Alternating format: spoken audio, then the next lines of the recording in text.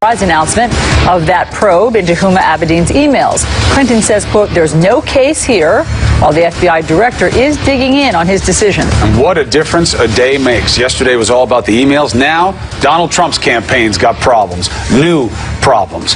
Okay, he didn't pay his taxes, but how did he get around paying his taxes? The New York Times says maybe he did it in a way that was cheating. New reports. There are also these multiple uncorroborated reports about his campaign's potential links to Russia and what the FBI may know about that, but not saying. We're only a week away from the election. We have it all covered. Let's begin with CNN Justice correspondent Evan Perez. Evan. Good morning, Chris. But the big question today remains, will the FBI be able to provide more information about what it's finding so far in this investigation of Huma Abedin's recently discovered emails? FBI Director James Comey has told officials that at this point he doesn't plan to provide partial updates and that it's unlikely that his investigators can complete their work before Election Day. A team of investigators has begun its work to dig through these thousands of emails which were found on a computer belonging to Huma Abedin's husband, former Congressman Anthony Weiner. Abedin's attorney says she has no idea how her emails ended up on this computer, and at this point the FBI's forensics experts are still trying to figure out how they got there. Comey's been under attack, including from all three most recent attorneys general in the Bush and Obama administration.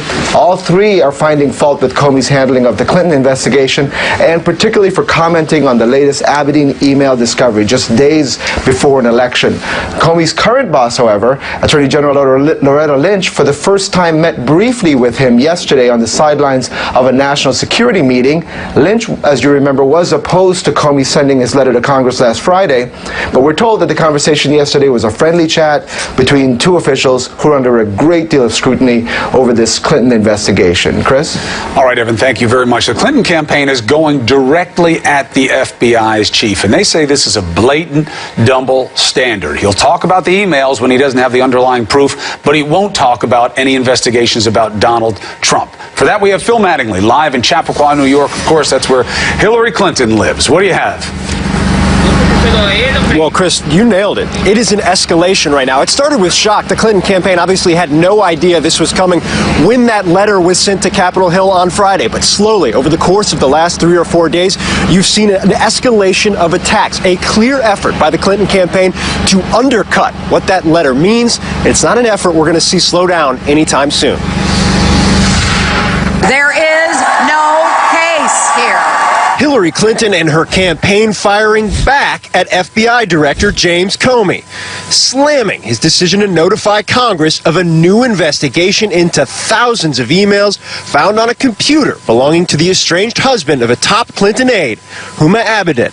Clinton's campaign turning the tables on Comey. It's impossible to view this as anything less than a blatant double standard. Seizing on reports that Comey refused to publicly comment on potential ties between Donald Trump's campaign and Russia. On Sunday, Senate Minority Leader Harry Reid accused Comey of sitting on, quote, explosive information, Trump's Russia connections, without offering proof. CNN cannot corroborate any of these reports. But U.S. officials do tell CNN that Russia is behind hacks that could potentially influence the U.S. election. Meanwhile, Trump is capitalizing on Comey's new email probe. It took guts for Director Comey to make the move that he made in light of the kind of opposition he had.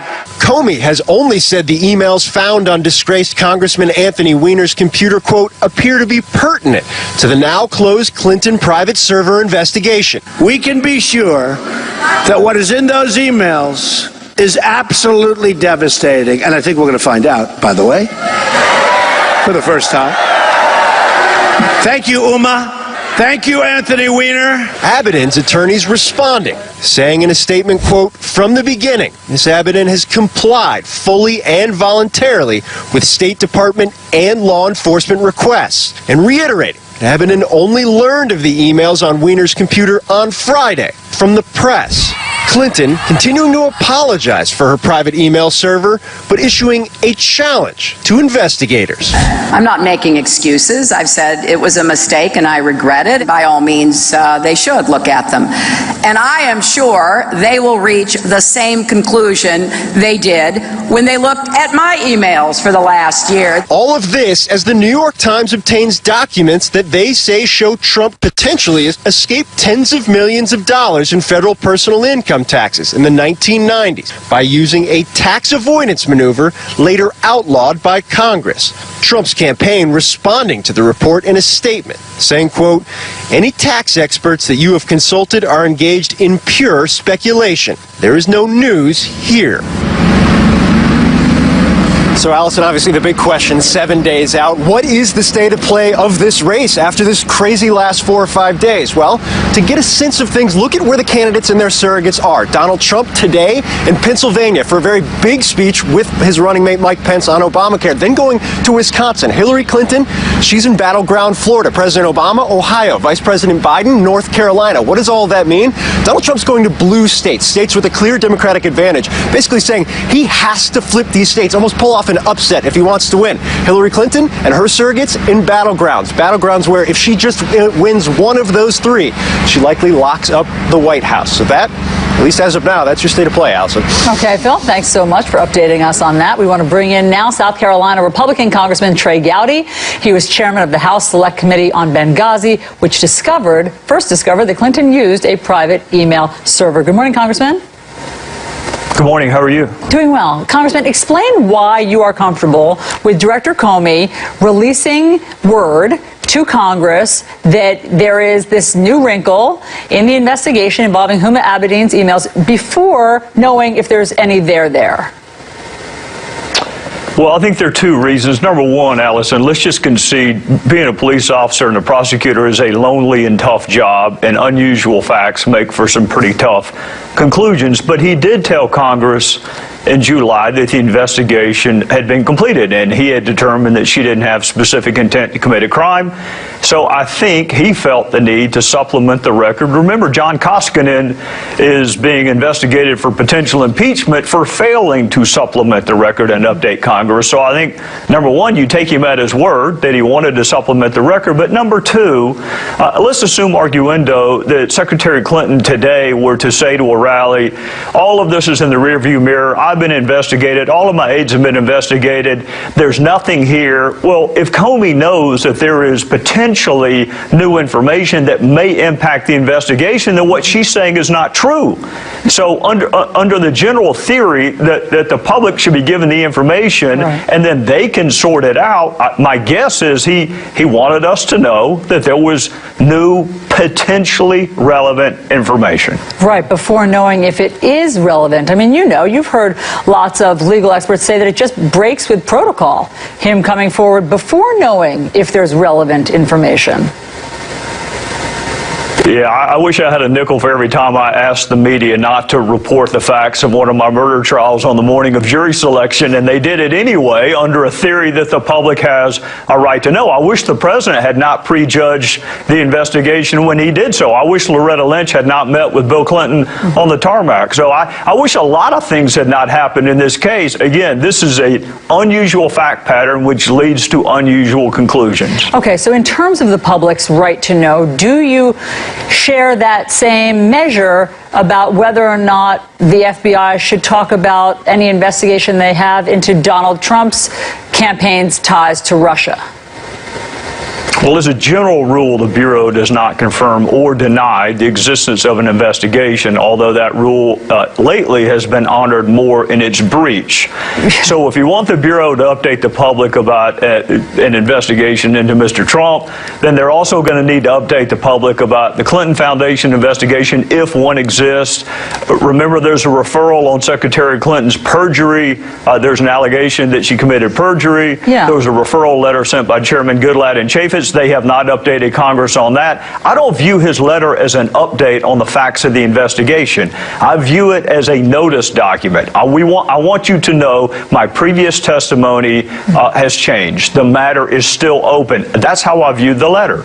Well, one of your colleagues on the House Oversight Committee says that you and your Republican colleagues are basically just accepting this double standard, that you do want the update on Hillary Clinton's emails, but you're not pressing the FBI for any update that could be, of course, wildly relevant to the presidential race if Donald Trump's campaign had some sort of connection to Russia.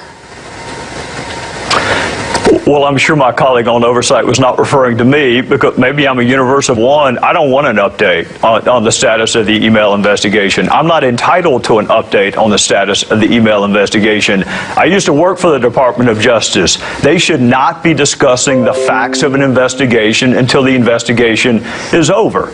Now, if my colleague meant that Comey should have kept it a secret that they had potentially hundreds of thousands of new emails, I just find that interesting. A couple of months ago, they thought Jim Comey was the second coming of Christ, and a couple of months later, now they think that he should be investigated for a violation of the Hatch Act. I don't like relativism, whether it exists on my side of the aisle or their side of the aisle. I think the same rules ought to apply. This is a very difficult, unusual fact pattern, but Allison, it is difficult and unusual because of decisions made by people not named Jim Comey. I mean, Secretary Clinton is the reason you and I are having this conversation, not Jim Comey. So, Congressman, if Hillary Clinton were to win the race a week from now, should the American public and voters expect years and years of more investigations and committee hearings into things that you believe are wrongdoing? It depends. Congress does not have jurisdiction, and frankly, we are terrible at investigating potential crimes. But the legislative branch does have an obligation to provide oversight, and part of that oversight, frankly, includes the Department of Justice. I mean, the Department of Justice is funded by Congress, so we should provide oversight after things have happened, just like we should provide oversight over the CIA and the State Department. But it's not our job to investigate potential criminality. We're bad at it, and even if we found evidence of a crime, there's nothing we can do about it. That's an executive branch function. So it kind of depends upon the nature of the investigation and what our motive and intent and purpose is. Congressman Trey Gowdy, thanks so much for joining us on New Day. Yes, ma'am. Thank you. Have a good day. You too. Chris. All right, let's get the other side with Senator Ben Cardin of Maryland. He's a Hillary Clinton supporter. It depends, Senator. Trey Gowdy giving a good description of the limitations of the House in terms of investigating crimes, but he didn't say there would be no hearings on a then president-elect or President Hillary Clinton. What does that tell you? Well, Chris, we've already seen that the House of Representatives have had more and more investigations concerning Secretary Clinton. So it's hard to predict what they'll do, but I would like to think that they would be objective and that they would only do an investigation if there was a reason to, but that has not been the practice in the past.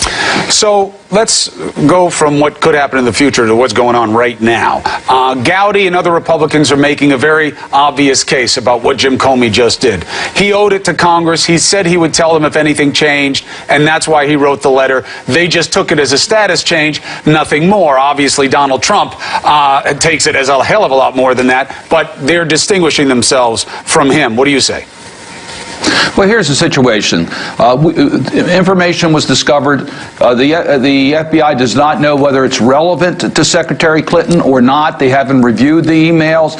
There is no indication that there's anything new that would warrant this type of scrutiny, but they need to look at it. There's a reason why close to election, when you have that type of information that does not point to an active concern, that you don't make that information public. You hold off because of the impact it could have on the elections. I think Director Comey, when he released that, should have anticipated that Donald Trump and others would then use that and draw conclusions that have no merit whatsoever in the information that the FBI has. Do you think part of a strategy Do you as think part that of the strategy, I think. Do you think, Senator, do you think that the FBI director should come out with more information about the case before the end of the election? Do you think that he should do an expedited review, or do you think that's even possible? The suggestion seems that he is not inclined to